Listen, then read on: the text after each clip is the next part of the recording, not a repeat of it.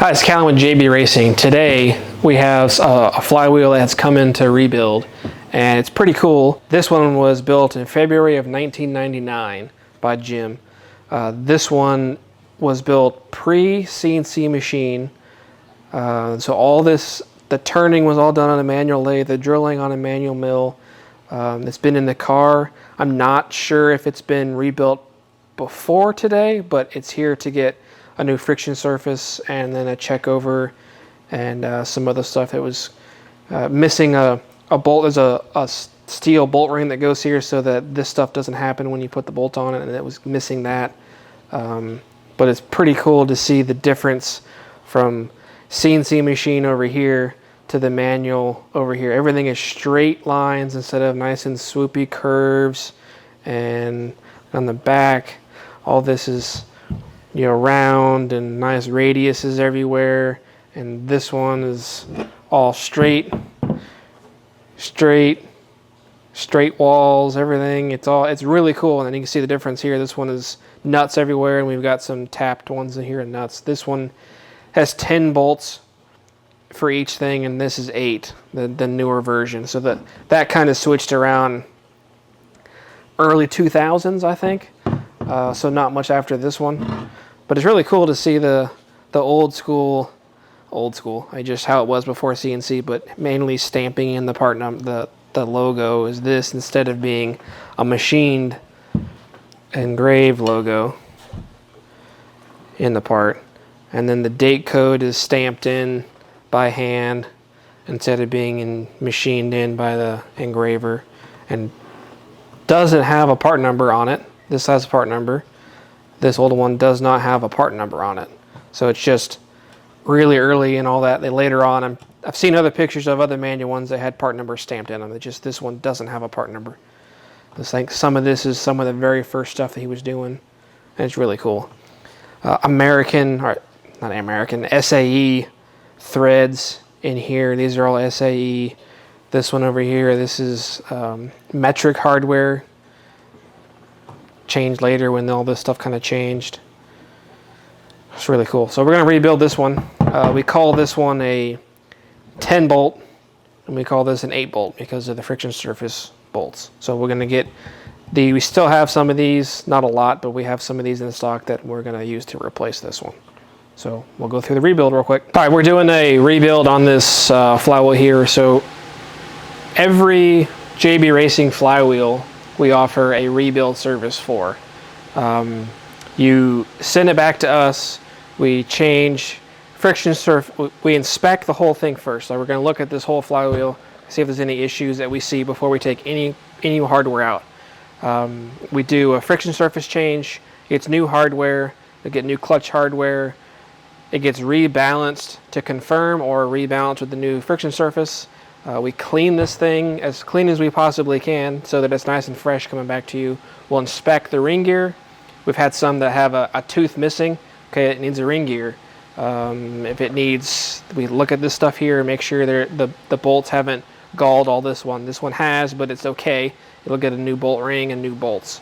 During the rebuild process, when you go on our website, there is a page dedicated to the flywheel rebuild of our flywheels. You fill out the form, you print off the form, put the form in the box. And when we get the form with the flywheel, we now know that this is your flywheel. Where am I sending it to? What's your phone number? What's your email address? What you put in the box. Like this particular one, he did not have a bolt ring when he took this off his car, and he made notes about that. He called and asked some questions, so he has all that on here. It didn't have a bolt ring when I took it off the car, so he's going to get a bolt ring on the way back. We offer that for all the JB Racing flywheels, and it's a good thing to, every once in a while we've had some other, you're working on your car, you got it out, while I'm here, can I have this service before I put it back in, and now I got to take it back out? So it's kind of a neat little thing we can do. We'll go ahead and come closer and we'll kind of compare friction surfaces and some new ones and some other things that we see. We're gonna take, first thing we're gonna do first, now that we've inspected this thing, we know we've got some scratches here. There isn't any big gouges. There's no cracks anywhere. The ring gear looks really good. Doesn't appear to be any stripped inserts. We'll check those with some new bolts. Now we're going to start removing, on this particular one, all the nuts off the back to remove the friction surface.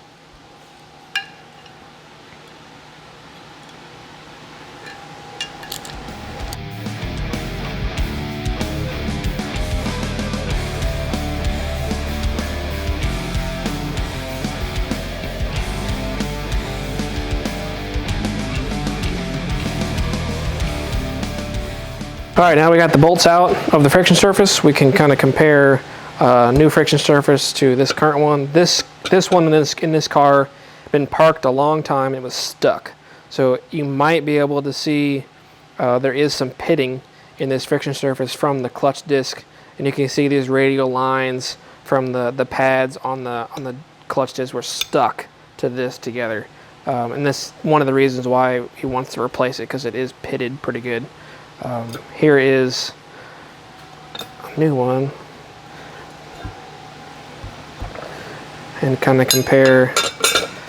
This is just some oil from the heat treating process, but how it's smooth, but it definitely has pits and everything that are going to just get worse the more and more it gets driven. So this is nice and smooth. This is goes in here. Okay, well, it's a little tight. We're going to have to do some handwork fitting this one. Yeah, kind of the same on this. It's kind of hand fit. Okay, well, that will go there eventually. We'll have to run this inside here on the lathe and fit this up in here. It may go in after I clean all the crud out of there. It's kind of a bunch of junk in here, but it's kind of cool to see when he made this thing. It got bolted to the rotary table, and he did the drilling and stuff out of a fixture underneath there, which we don't need anymore because we fixture right here and hold this down to do all the machining. Kind of comparing, here's the one we took off. Here's a new one. All right. Here is one that we removed off another another flywheel, and it is really bad. It is really warped.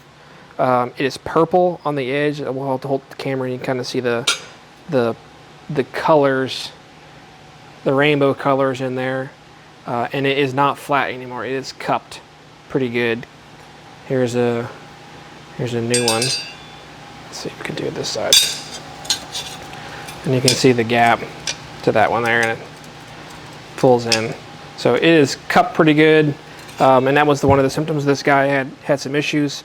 This guy was using it for drifting, totally fine for drifting.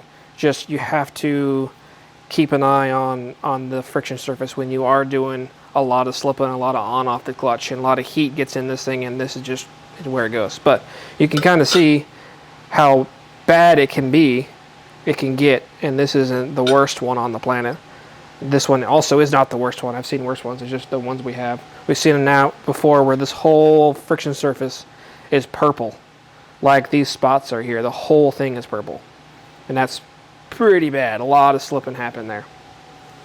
So this one we'll go and clean this out of here and see if we can get some more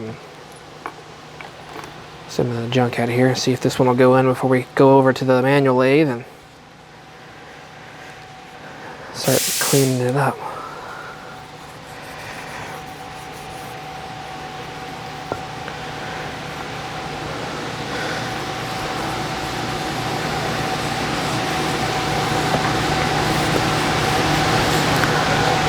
Go get some spray.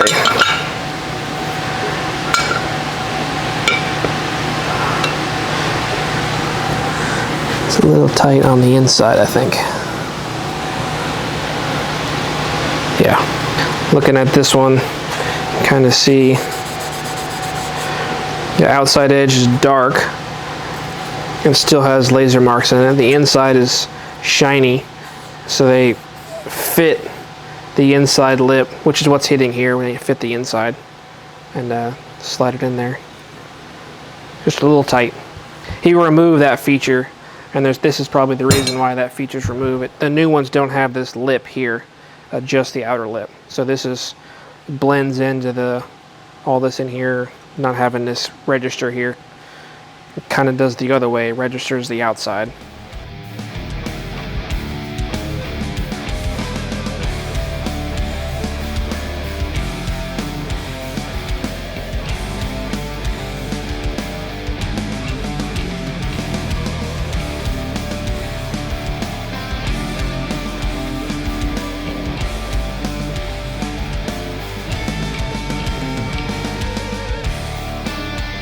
Okay, we have a new one. We are back from the lathe now. I've machined this inside lip here so that it fits in the pocket. So now this should lock in there just like that, just like it should, and it does. Fits nice.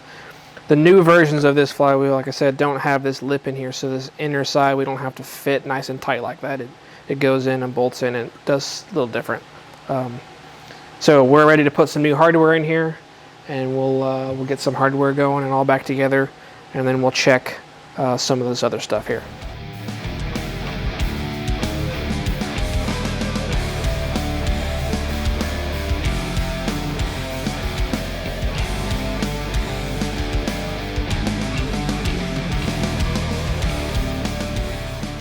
All right, now we got a new friction surface, new hardware. We're gonna run over the balancer and check the balance, and then we'll ship it and send it out.